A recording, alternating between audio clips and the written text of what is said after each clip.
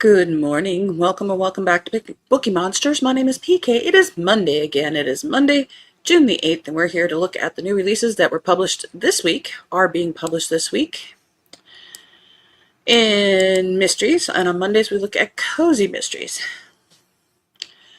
Hope you had a good weekend. Lena says, good morning, PK and chat. Oh, how are you, Lena? Good to see you. She says she's just waking up. I'll make myself some coffee and eating breakfast at home. Finished 2 books this morning on Sunday. Well, congratulations, and I liked it so much. Awesome. And it's 22 weeks until her birthday, and she is counting them. Well, it's good to see you. All righty. So let's see. Quick announcements. I don't have any sprints tonight. Our next sprints are tomorrow night, Tuesday night at 8 p.m. Eastern. We are still in the middle of Bookeemonsters Midsummer Mist. Let's jump in. First up, this is my mom's favorite cozy mystery series. She's happy it's coming out tomorrow. This is Whose Body in the Library? This is 13th in the Lighthouse Library Mysteries by Eva Gates. While Lucy McNeil is enjoying her new job as the mother of twin boys and library director, new librarian Nichelle Gilchrist has just arrived at the Bodie Island Lighthouse Library, reporting for duty. But life throws a wrench on Nichelle's first day when she finds a body on the steps, a body that bears a startling resemblance to her father, who disappeared on a fishing trip to the Outer Banks 38 years ago. Fingerprints confirm the dead body is indeed Nichelle's father, now living in Nag's Head under the name Brian Saunders. But Brian had been befriending older lonely women in exchange for money.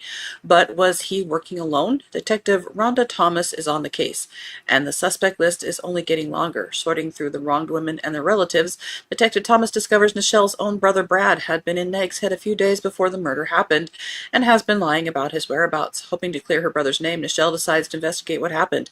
With seasoned sleuth Lucy's gentle encouragement for the amateur, Nichelle is in for an exciting and dangerous first week at the library. And looks like we are shifting characters.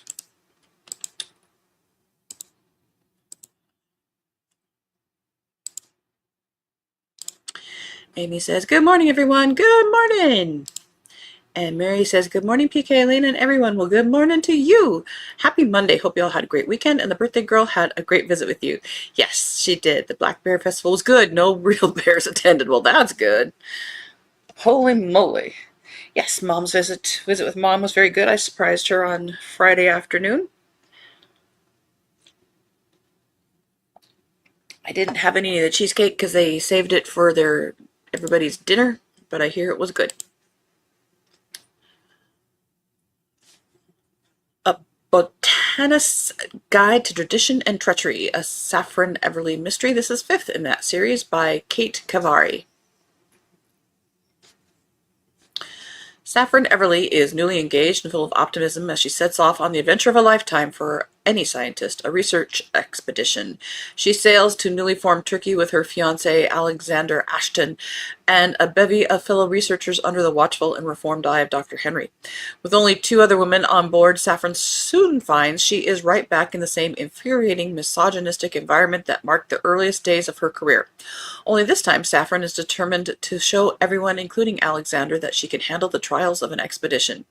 Any trials she has in spades. Before the expedition team has even arrived, Saffron has managed to find an enemy in the historian Joseph Clark, who frequently torments the assistant that Saffron has taken under her wing, Martin Neal. But when Martin unexpectedly dies, excuse me, Saffron is targeted as the main suspect. Falling ruins, venomous snakes, and mysteriously blocked passages are the least of Saffron's worries. With unexpected help from a familiar face, Alexander and Saffron have to work fast to prove not only that Saffron is innocent, but that they both have nothing to do with a larger conspiracy at play among the expedition crew.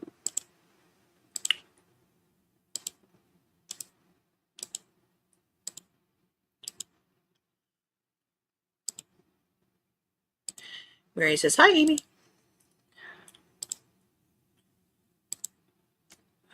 Murder Among Apples by Holly Newman, 6th in a Chance Inquiry series. This is set during the Regency era. When Cecilia and Sir James Branstoke arrive in Devon at the request of the Earl of Monteith, James' cousin, they expect to investigate a string of estate troubles, not murder. Nearly 2 years earlier, Monteith's older brother died in what was ruled a tragic accident, but accidents do not form patterns.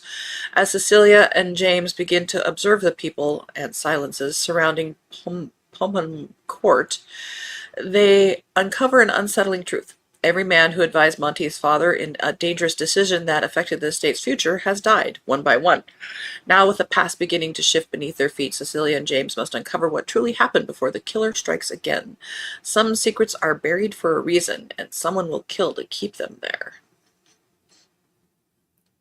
Lots of green on that cover.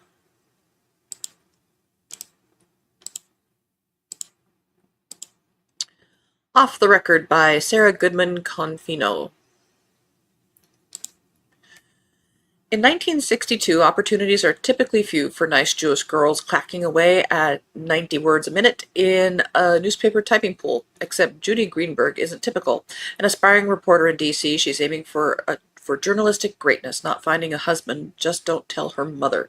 Then one day she answers her boss's private line. The message is curiously cryptic. It's also delivered in a Russian accent. Judy is certain she has stumbled upon a scoop. Charming reporter Jack Fields isn't one to dismiss Judy's instincts. Perfect. A seasoned ally she can trust, not to mention pass off as a pretend boyfriend around her relieved parents. Together, they're following the leads from a clandestine hotel bar to the dressing room of a slinky Cuban nightclub singer to an exhilarating underground of secrets and spies stretching from Moscow to Havana to Texas. Now Judy must choose between the safe life expected of her or one hell of a dangerous story that could make her career. She might even fall in love for real if her ambitions don't get her killed. End of that row.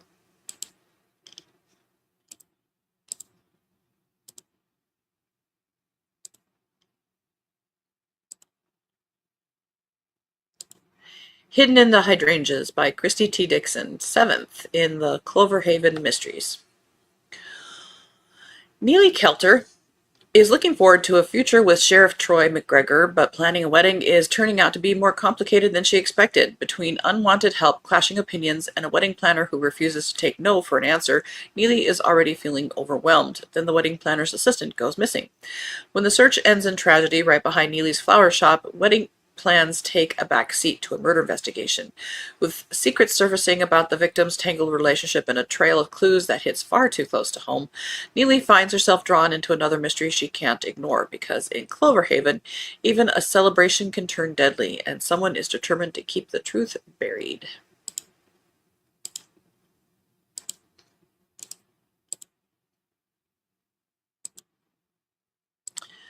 The Oyster Did It.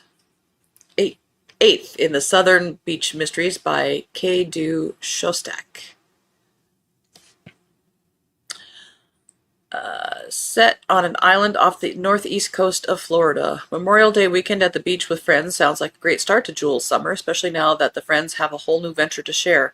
Sandy Bottom's Hotel is everything summers on the beach are made of. A pool, beach access, comfortable lounge chairs, and seafood. And if you're having a wedding at the beach, a seafood buffet is a must. Sophia Island is known for its shrimp, but plentiful oysters are popular too. Well, that is until... Where did the poison come from? The bride's family? The groom's family? Someone wanting to ruin the dreams of hotel ownership for the friends? Questions are far more plentiful than answers, as the beach still beckons and the seafood is, well, maybe not as appetizing as before. Or are the oysters even to blame?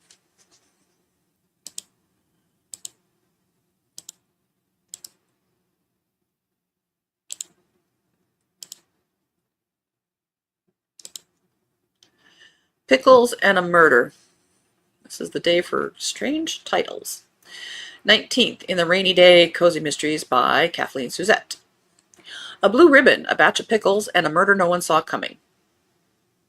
Rainy Day has her sights set on winning the county fair pickle contest, especially with her cookbook in the works and diner customers eager to taste her latest creations. But her summer plans take a sharp turn when a fellow contestant is found dead. Now, instead of worrying about brine and spices, Rainy is chasing clues. Teaming up with her sister, Stormy, Rainy dives headfirst into the investigation, much to the frustration of her detective husband, Cade. Between secret rivalries, hidden grudges, and fairground drama, it seems everyone has a motive. In a town where gossip spreads faster than mustard on a corn dog, Rainey will have to separate fact from fiction before the killer decides she knows too much.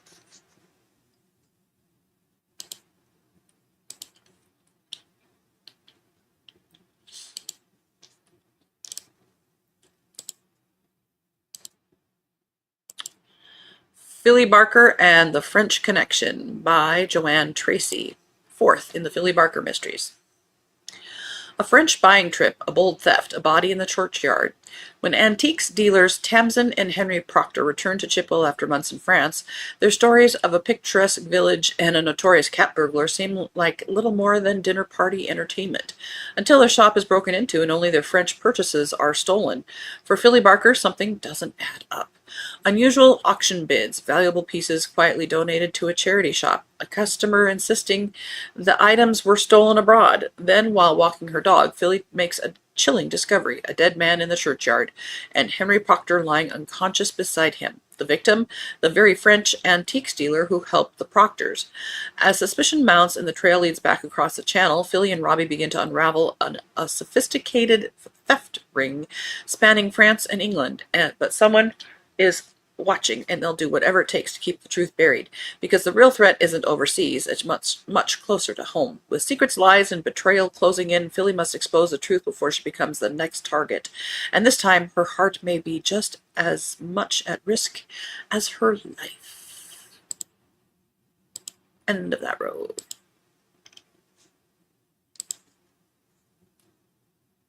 Mary says, well, that one didn't have a bakery or library bookstore in the plot. Oh my gosh, what are we going to do?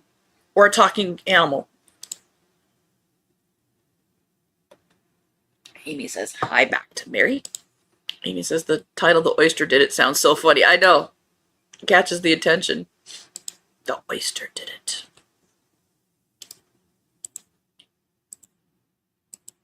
Final Draft by Elizabeth Spann Craig, 15th in the Village Library Mysteries.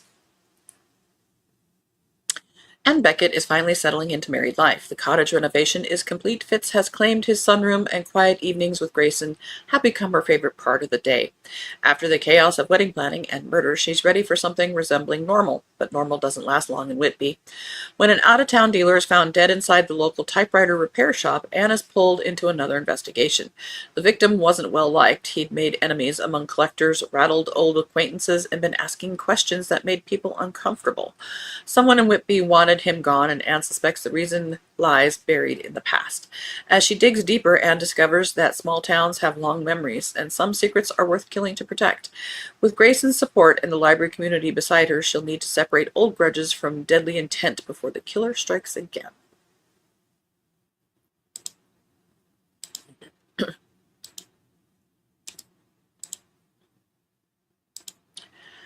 Kathy Daly has a new one. Finding Choices, 9th in the Rescue Alaskan Mysteries. A year has passed since Harmony lost her gift, and she's still grappling with the aftermath. The tormenting visions that once pushed her to the brink are gone, along with the physical toll they took. No more tremors, headaches, or nosebleeds. For the first time in years, she has peace, but that peace has come at a cost. Without the connection that once defined her, Harmony feels hollow, as if part of her soul has faded away. She's learning to move forward until someone she loves goes missing, and she's powerless to help. When a stranger searching for the same man asks for her assistance, Harmony is faced with an impossible choice. To save someone she loves, she may have to walk away from someone else she loves even more. Join Harmony as she joins FBI agent Avery Carmichael on a dangerous journey into the unknown, where the line between gift and curse may be the key to saving a life or losing herself forever.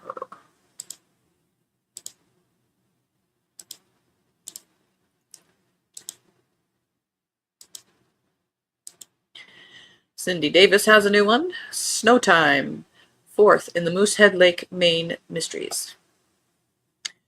Avery's friends believe her ex has left the area, but she knows better. Preston Vandergriff is not one to give up after a failure, or several.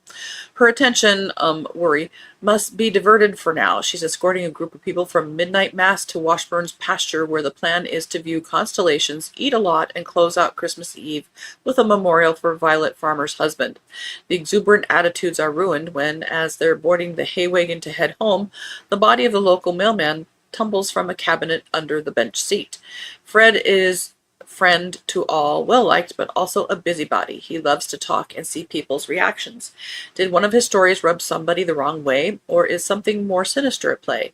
Could it have anything to do with the break-in at Violet Farmer's home that morning, or the pair of teens who keep hanging around her property? Worse, could they be working for Preston?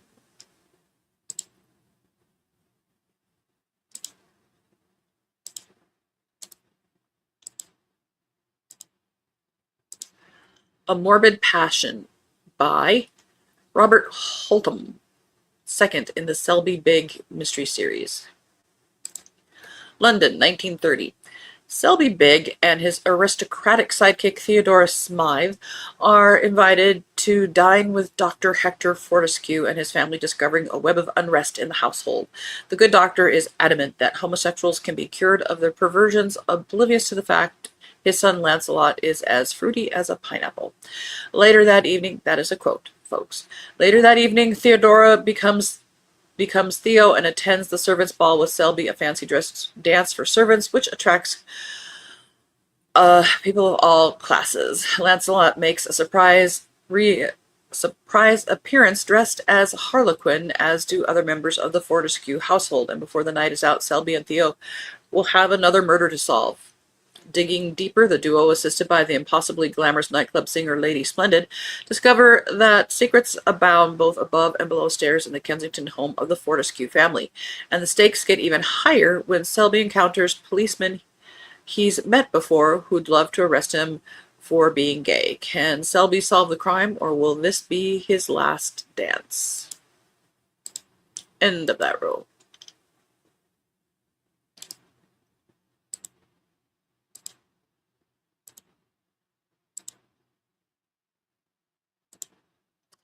Killer Ghost by P.J. Peterson.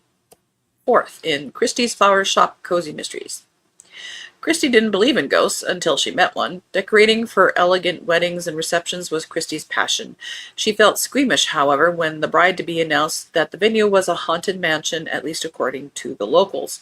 When she and her friend Anita went upstairs to look for the cause of noise they had heard from the ballroom, they discovered an orange tabby cat sitting next to an overturned chair on the floor. Ghosts, indeed. But after a young lady falls to her death from the padlocked widow's walk, Christie begins to wonder if there might be some truth to the rumors, or is someone trying to sabotage her business? Yes, because it's all about you. To which you would say, well, it is my book. Going Cuckoo by Shel Delisle, 3rd in the Bertie Burns mysteries. When Bertie and Mimi set out to clear the old barn, they expect dust, cobwebs, and forgotten memories, not a terrified young woman hiding in the shadows with her 6-month-old baby.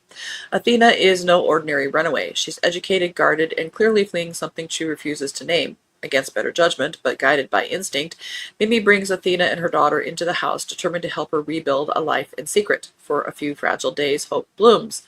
Then Athena vanishes. No note, no explanation, just an empty bed and a baby left behind. As Mimi steps in to mother the child, Bertie is haunted by one question. What could frighten a woman enough to abandon the one person she loves most? What begins as concern spirals into a dangerous search that exposes buried secrets, powerful enemies, and a truth far darker than either woman imagined. Because Athena wasn't just running from her past, she was hiding from something that may have finally found her.